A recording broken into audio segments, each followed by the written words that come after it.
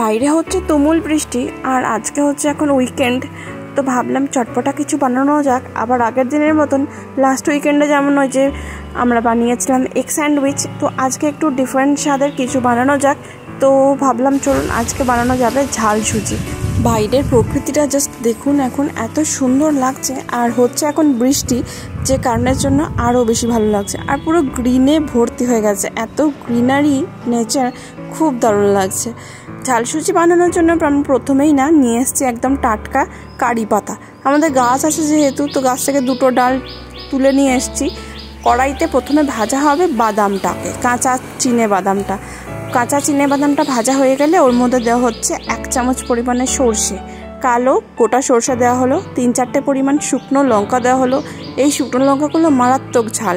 আর একটুখানি সর্ষেটা পুড়ে গেলেই দিয়ে দেওয়া হলো কারি পাতাগুলো হালকা ভাজা হয়ে গেলেই দিয়ে দেওয়া হচ্ছে সুজিটা দিতে দিতে কনস্ট্যান্ট কিন্তু নাড়াতে হবে, না হলে কিন্তু পুড়ে যাবার একটা ব্যাপার থাকে। আর সামান্য পরিমাণে দেওয়া হচ্ছে এখন লবণ, একদম আন্দাজ মতন। সুজিটাকে ব্রাউনিশ করে ভেজে নিতে হবে। তারপর আমরা এটার মধ্যে দিয়ে দেব জল। একদিকে আমাদের সুজিটা ভাজা চলছে আর আরেকদিকে দেখুন চায়ের জন্য জল বসিয়ে দেওয়া হয়েছে। আর এটার নাম ঝাল সুজি হলেও অ্যাকচুয়ালি কিন্তু এটা নোনতা, মানে ঝাল মিষ্টি, কারণ এটার মধ্যে চিনি দিতে হয় প্রচুর পরিমাণে। তো ওই মোটামুটি 3 চামচ মতন চিনি দেওয়া হয়েছে। আর ঝাল তো হবে শুকনো লঙ্কার দরুন। আর এরপর আমরা দিয়ে দেবো এর মধ্যে 2 কাপ পরিমাণে জল।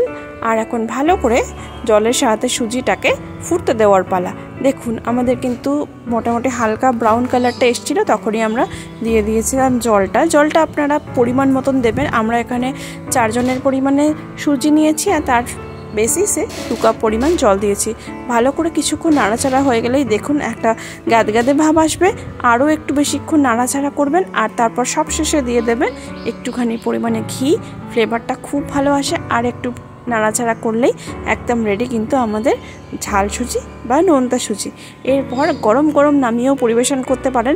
তবে এটার মজা হলো যদি একটু ঠান্ডা করে পরিবেশন করেন তাহলে কিন্তু ঝুরঝুরে ভাবটা আসে। সেই কারণের জন্য একদম গরম করবেন না, তাহলে ডালা পাকিয়ে যায়। একটু ঠান্ডা হয়ে গেলে তারপর নামিয়ে পরিবেশন করুন। চিনে বাদাম দিয়ে ঝাল সুজি খেতে দুর্দান্ত খেতে লাগে। আর এটা ঝাল হলেও খেতে মিষ্টি, অ্যাকচুয়ালি নোনতা হয়ে যায়। কেমন লাগলো আজকের রেসিপি অবশ্যই জানাবেন। আমার তো এটা খুব প্রিয় একটা রেসিপি, সকালে হোক বা সন্ধ্যায় খিদে পেলে আমি এটা সবসময়তেই মোটামুটি খেতে ভালোবাসি। আজ এই পর্যন্তই, সবাই খুব ভালো থাকবেন। দেখা হবে আবার একটা নতুন কোনো ভিডিওতে। Thanks for watching. Okay, by.